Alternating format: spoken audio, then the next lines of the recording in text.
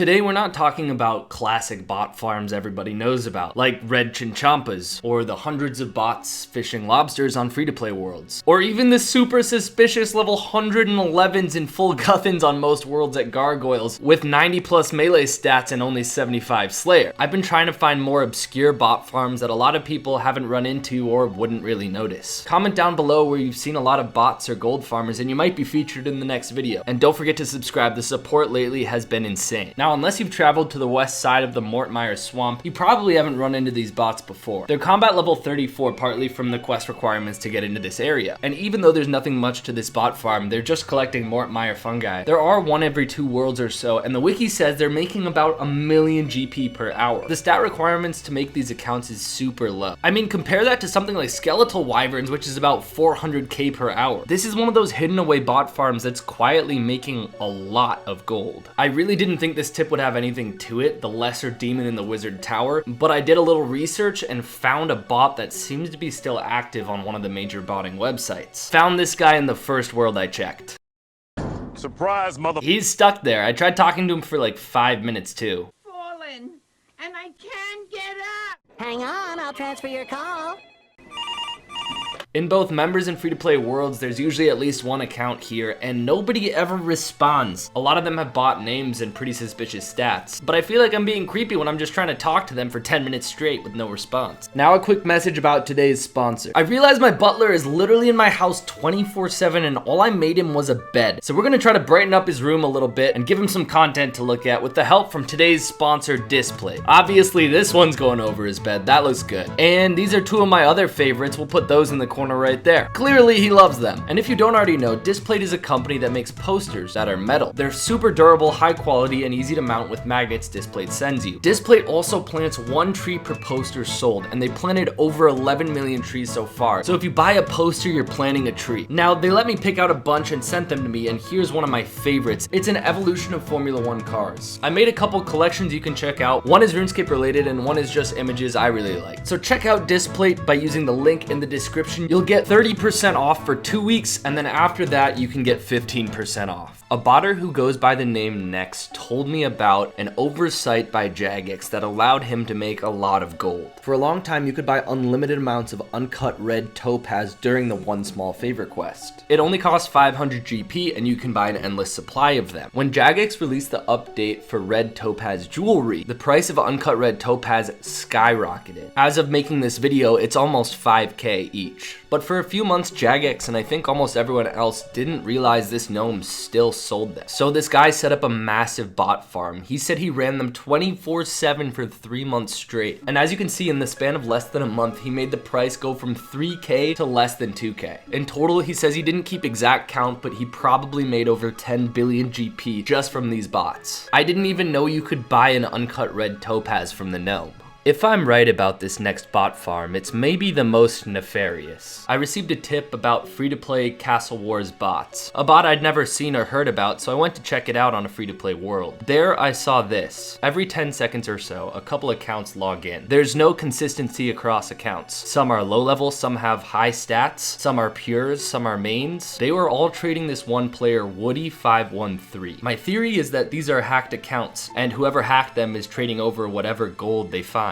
The accounts are coming in so quickly and the timing and movements of them are pretty consistent, so the process of checking how much gold the accounts have and trading it over is probably automated using bots. They probably use free-to-play Castle Wars because nobody ever really goes there. This is all speculation, but let me know what you think. But I really don't want to dig too deeply into this because it's too sketchy even for me to cover. There are at least 2, but usually more like 5 angler fishing bots in every world. Most of them have at least 94 fishing, which is really high actually to not get banned, especially because this is a really big bot farm. They all have a few hunter, slayer, and crafting levels, but that's not the interesting part. When I was filming my previous video, I was on a PvP world in the bank nearest the angler fishing location. All of a sudden, 6 level 3s all dressed the same way came back from the fishing spot. Every single one of them had 95 fishing. I didn't have an account ready to kill them, and I wasn't gonna just make one. I didn't think it would be worth it. But then I remembered you need sandworms to fish anglerfish, and they're 94 GP each in stackable, so they might have had a lot of GP on around them. Maybe this was a real player, I don't know, but why would anyone fish on a PvP world? Leave in the comments any hypothesis you have. I don't think anti-ban is different on PvP worlds. I continuously checked the same location on PvP worlds and never saw them there again. Some people do use PvP worlds to two-tick Anglerfish by attacking an alt account, but clearly these accounts weren't doing that, they were just fishing. Right next to the dock that takes players to Zola is another fishing bot location. As most of you know, sacred eels can be fished and then turned into Zola scales. There are low-level bots in most worlds, and these bots use separate scripts to do the regicide quest so that they can mass farm the fishing location. But what's way more astounding is the gold farmers at this location. Every other world or so, there's an account with over 50 million fishing and cooking experience. It could be a bot, but it's extremely unlikely given they'd probably be banned at this point. A lot of these accounts are in the top 400 ranks in fishing and cooking. It would be so interesting to know how many Zola scales are sitting in their inventory.